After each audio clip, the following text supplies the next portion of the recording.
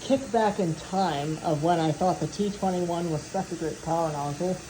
Owen happened to send me one as well, so thank you, Owen. I threw out all my T21s. I know, I had like 5 of them. I collected them because they were so cool. Anyway, but back in the time frame, you could either get, you could have got a electric power nozzle, but it would have been very expensive at the time, and the hose would have been a pain in the ass, along as being wire reinforced. It's still the same power unit, the B2, and let's give this old girl a shot.